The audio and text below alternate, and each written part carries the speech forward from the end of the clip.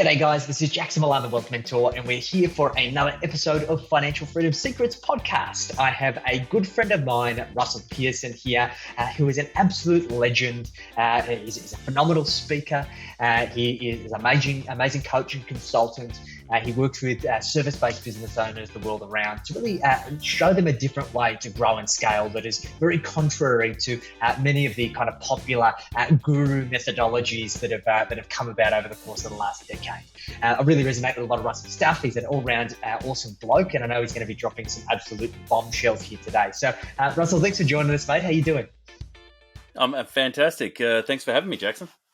Mate, I must say, whenever I see your background and your studio and your setup, it makes me a little bit jealous. I haven't quite got to that level yet, mate. The lighting, the Vaseline on the old lens, it makes you look fantastic, mate. I just needed to let you know. I don't know about Vaseline on a lens. I'm starting to get more lines than I used to have. That's for sure. So, Russell, before we get too stuck into it, mate, tell us a little bit about your story and what got you to where you are, mate. Yeah, absolutely. So I've been doing work in, I guess, the marketing, sales and promotional space for nearly 27 years. So back in the 90s, we used to work with a lot of pharmaceutical companies, a lot of big corporate contracts. I worked in that space for nearly a decade before going out on my own and starting an agency. And built that agency up to a certain size, had a whole team around me, and really moved into the advisory space. And it's interesting. There are a number of different steps along that journey, but I think the key is how things have changed when we're talking about marketing in particular. Back in those 90s, everyone had to be the solution provider for something, right? So if you weren't a solution provider, you had nothing. And everyone would be like, oh, look at the solution that I've provided or created. And so it just started this whole entrepreneurship journey for other people, whether they would spend 2 years creating something without actually finding out if people wanted it. So we moved from that early 90s in the solution space to, let's sell the sizzle, not the sausage. But it's sometimes difficult to sell without actually a sausage to sell. So we moved to features and benefits by about 2010. Everyone was talking about features and benefits and list stacking and value stacking. But the reality is we've actually come a bit full circle. People don't like to buy off, that sort of productization anymore. They're very clear about the fact that there are certain things they don't like in life and there's certain outcomes that they do want. And that's really brought me to a space where marketing and sales have now needed to interlock to be especially if you're an advisor or a consultant, interlock into a way that it's going to engage people in a way that's going to enable you to do great work when you're actually working with someone. And that's all about outcomes. Yes, makes so much sense, mate. I've got light bulbs going off here. I'm going to tell you a little bit of a story here, Russell. You get a kick out of this. So my old man was a financial advisor back in the late 80s, early 90s for A&P, right? And he's since passed away, but I was going through some of his stuff, just having a little bit of a walk down memory lane, and I found some of his sales collateral that he had from A&P from back in the 80s. And, mate, so much of it was so on point for today, all of this value-based selling and outcome-based selling. And it's basically come full circle. Like, this is pre-internet, pre all of this gimmicky stuff. And I see the contrast today of all of these guys that they were born yesterday. They haven't even gone through a full economic cycle, and they're preaching to be these kind of marketing gurus. And, mate, you have literally lived and breathed it all through all of these years. And it's interesting. There's no such thing as a new idea, is there? Well, no, there's certainly a new way to present it, and that's, I think, part of it. Making sure that you're contextually aware of what's going on for the people that you support. It is so key as to how to offer something, and I mean that's key to it all. And it's interesting here, mate. Like I saw a TikTok yesterday, actually. It was a bit of a kind of a play and a stab at consultants. And there was like two friends that had caught up and they were talking, and the guy's like, hey, what do you actually do? And he was just using all of these buzzwords to talk about his IT consultancy and engaging stakeholders and all of this stuff. No one has any idea what this guy does, right? And it actually applies. I see so many people, particularly in this day and age, there's a lot of competition. And I think people are really struggling to stand out, and they're buying into these buzzwords and all of this bullshit without actually getting clear on what it is that they actually do and what are the problems that they solve. So, mate, in your world, like, how much of that is a problem industry wide in terms of value proposition and positioning in your experience, Russell? Yeah. I think the real issue comes from the larger consultancies, because in that scenario, the people who are your stakeholders are your team and your colleagues, right? So you're speaking in this echo chamber of language, which is actually not speaking to the end user. You might have a team of 100 people working on one client.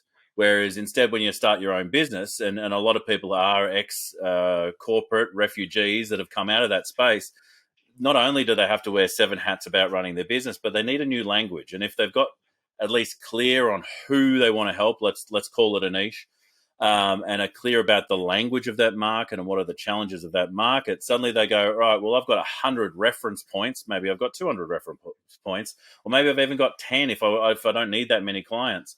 But it's better than the echo chamber I was in a corporate space. Now, the skill is simply listening. Now, I think most consultants who've had experience, let's say more than 5 years, understand the skill in listening because they've had enough dramas when they didn't listen.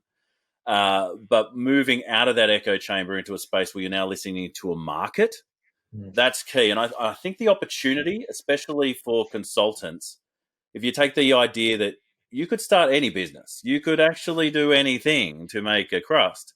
There's a reason why you decided to be a consultant. And whether it be to support, guide, lead, it means you have an opportunity to do something most people don't, which is to actually start leading a market, actually become a leader in your space and help. And what does that mean, actually, Jackson? I'll digress for a second.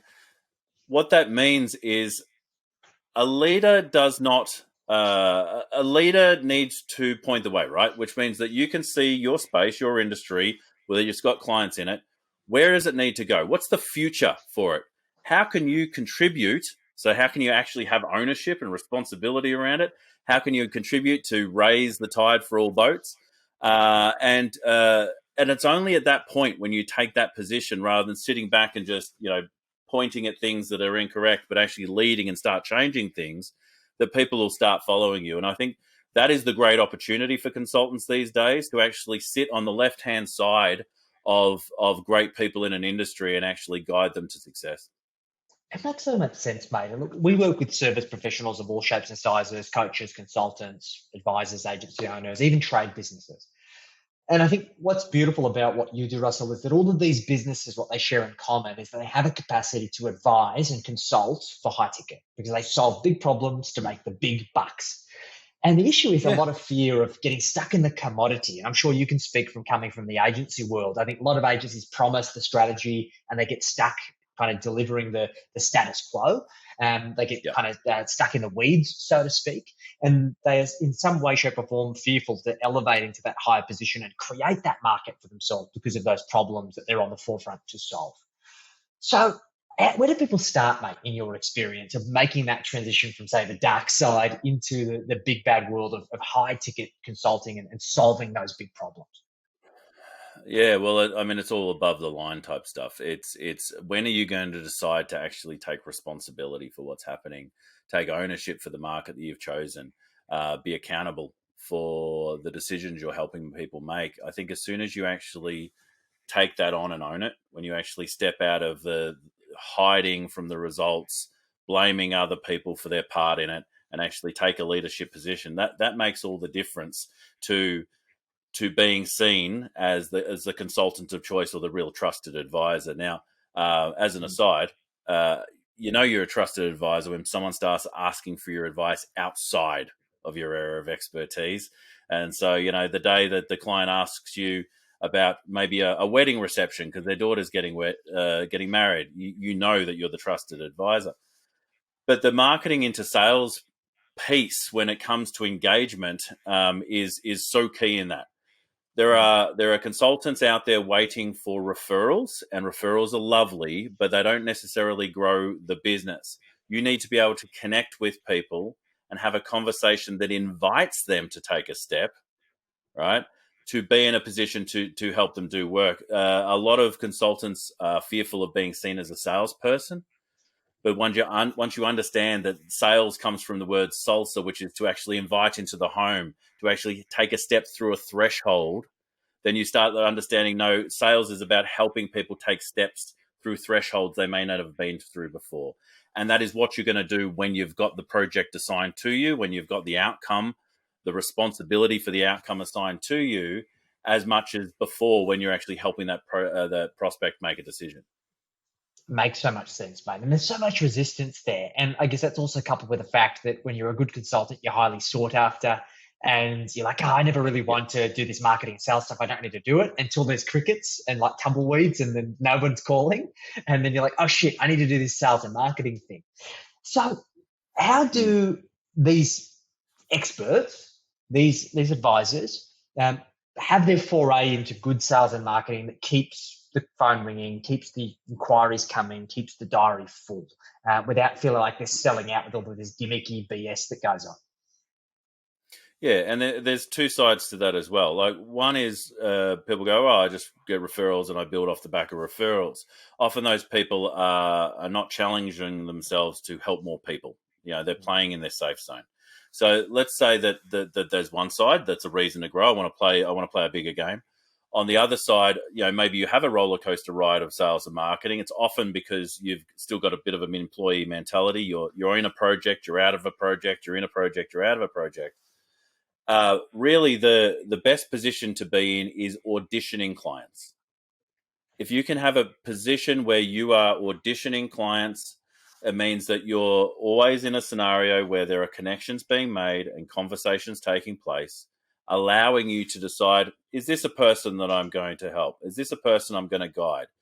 It's the position of kingmaker, which is what the advisor is all about. Once you start having a pipeline of prospects that are having conversations with you, light conversations, and you're starting to audition them, there is a hell of a lot of confidence that comes from being in that space. It's a pretty abundant position to be in. Look, I think for many Oh, it is. advisors, that might seem a little bit out of reach, right?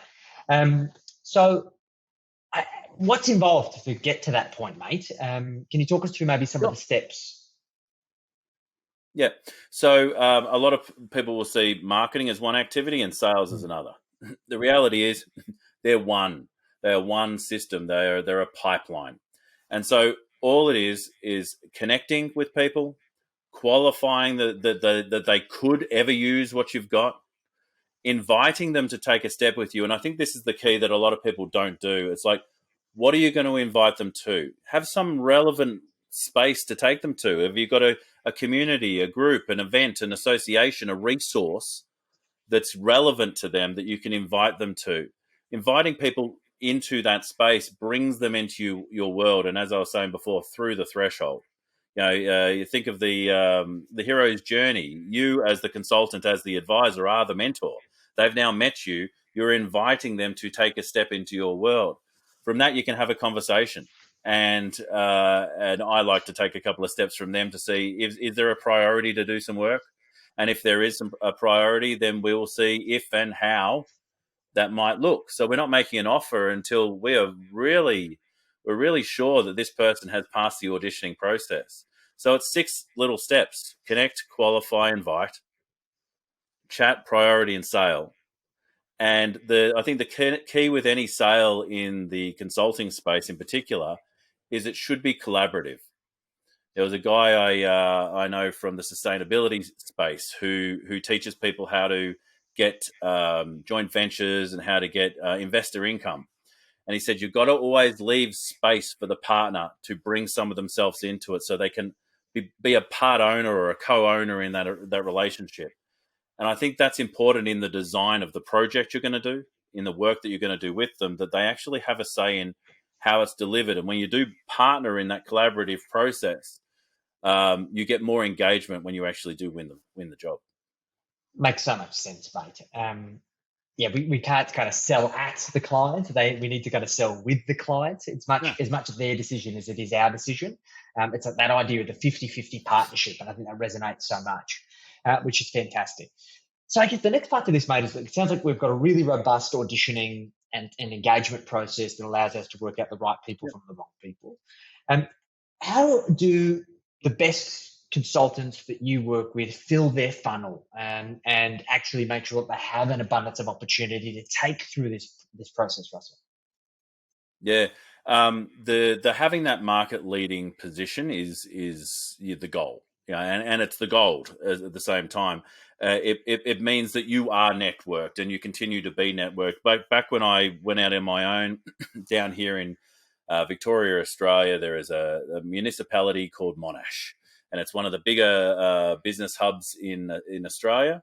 And I went to a networking function, and in that networking function, I met a few people who told me that there was a committee who ran that network. And I said, "Let me join the committee," and I joined the committee, and I actually served. I contributed. And the best thing I ever did was I said that I'll be on the greeting committee. I'll greet people at the door. And I greeted people at the door and I got to know everybody in the community. And then suddenly they wanted me to be the president of that community. And so I became the president of that community. And those things continue to grow. When you're in that, my father once said to me, never become the president, always be the guy in the back that's actually that's steering behind the scenes. And I do not agree with that statement. I think that if you want to be a leader of peoples, if you want to actually be an advisor of substance, you need to take the responsibility and actually step to the front of the line and be the president, be the leader in the space, create the community if you need to. It gives you a great opportunity to invite people to things. And it means that you're continuing to build your circle of influence, which makes you very attractive to other circles of influence and other networks. And you will be invited into those when people see that you are a person of substance. I think that resonates with me, mate. And look, I went on my own journey with this, Russell, as being someone who's a self-proclaimed introvert. I found a lot of those social settings very difficult. And it wasn't until I was Yeah, able to heighten and raise the stakes of my purpose and what was at stake that I could lower the resistance for me to be present and show up. And sure, it depletes the battery for me mm, still, but I can show up and I can build those relationships and I can break the ice to a finite capacity. But I think it's so easy for people who maybe identify as being introverts, and I know that many advisors and experts do position themselves as such, to say, oh, I'm yeah. introverted. I can't do those things. I need to be behind the scenes. And if the outcome is important enough to you, you need to show up and get involved and put in that effort. Would you agree with that, mate? Yeah, and I don't think it's about being introverted or extroverted. I'm definitely introverted. It takes energy for me to be around people. You Mm. know, the pandemic allowing me to be behind this screen is one of the best things for my own energy. But that Yes. doesn't stop me from understanding that there are certain values I hold true. With one being contribution, one being helping others. There are certain things that are the reason why you got into the business, which is kind of what you're talking about to a degree. There's certain reasons Yes. why you're there. Tap into those reasons and actually find the part to play, but play a part, right? But don't. There's no point in being the evil genius behind the scenes who's hiding in their lair because no one wants to work with that person. they're, they're they're wanting to work with someone that they can. That you don't have to. It's not about being transparent, but they want to be able to see you these days. They want to be. Mm. They want to know who you are. They want to know who they're going to be working with, and that doesn't mean even you need to be on camera. That just means that you need to be there for people. And once you are there for people, people get a sense that you might be there for them. Yes, makes sense. Great advice, mate. Really, really valuable insight. I think a lot of people will be able to take away. So, like, we're in the finance of the wealth space. We're big believers in using your business as a vehicle to create financial freedom. Yeah, I can attest that the idea of consulting, advisory, and coaching are some of the best ways for you to fast track your cash flow and turn that into wealth. However, being an expert business, there is inherent key person risk, and that means that the business isn't necessarily valuable. From your frame of reference and with your experience, what would be your advice to consultants and advisors when it comes to creating financial freedom with their advisory business? yeah. It's funny actually. I was at a convention over the last 4 days, and a session I ran was actually how to build a saleable speaking business, which is almost as difficult as a consulting business. And there certainly are ways, but massive key on the way through, especially if you have no ambition of building a business but are happy to stay out of practice. That you need to be using some of that cash flow to build consistent wealth now, and actually investing consistently, not expecting some big payday at the other end. That being said, there are still opportunities for you to create asset classes as a consultant, and especially if you've got anything educational, you have a perspective that you can document. There are things that you can do with licensing and all sorts of other assets that are knowledge based that give you more options at the very least. That being said, building wealth along the way is an absolute key. Yes, I think really, even in this age with chatbots and AI and all of this stuff that's going on, Russell, I think the value of the future is curated information, because we have so much information that people are going to pay a pretty premium for that information to be distilled from a trusted source, a human source, that people can rely on in order to achieve particular outcomes. So I think what you're saying is that there's a tremendous opportunity, and I really implore anybody who is an information expert to get advice from someone like Russell on how you distill that and turn that into a product, so that can become an annuity that you can sell forever. Potentially even something that your heirs can inherit the income that generates. So I think that's great advice. Yeah. Yeah, and even on that point, a colleague of mine, had I think 3 bouts of cancer, and she was able to actually make it through financially on that end because other people were able to run her process, other people were able to run her intellectual property, and so making sure that you are doing something with that along the way while you're investing in your growing wealth, I think is key for those times when key person comes into play. Beautiful, mate. Fantastic. So, Russell, we've covered a bit of ground here today, mate. With all of your wealth of experience and the work that you do with your clients, if you had to distill that into one last tip for our listeners and watchers of the podcast that they should take away and implement as a result of our conversation today, what would that one last golden tip be, mate? I think it's the contribution piece. I think it is the collaboration piece, because at the end of the day, sure, we can do things faster alone, no doubt, but we can go so much further together. Yes, lands so well, mate. It's powerful, simple words, but it's never going to go out of fashion. So I love it. So Russell, if people No. have loved what you've said today, mate, and they would love to chat about potentially working with you, who is an ideal client for you? Yeah, it's service providers that want to step into an advisory space. It's consultants who are really wanted to play a bigger game. It's probably not the consultant who's about to retire. There's so many cool things we can do for them, and that's part of that journey with IP.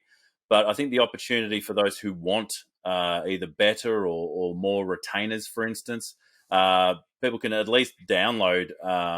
We've got a guide that we've created to help people get client retainers fast, and you can get that at russellpearsonprograms.com. That's a nice little resource. And if anyone's interested in looking at how can I get more consistent projects, more consistent contracts and clients, that's the space that we'd be more than happy to speak to you about. Beautiful, mate. Fantastic. Great. Well, we'll include those links in the show notes. It's been an absolute pleasure catching up with you, mate. You're always a wealth of knowledge, and with your speaking ability, you've got a great way of summarising it. So it always hits home, mate. So credit to you, my friend. So guys, if you've enjoyed this podcast, make sure you drop us a like, drop us a follow, reach out to Russell if you'd love to chat about working with him in a higher capacity. And remember, guys, a good idea in theory remains exactly that, just a good idea until you put it into place. So make sure that you implement fiercely and enjoy the journey along the way. Russell, thanks again, mate, and look forward to catching up again soon. Thanks so much.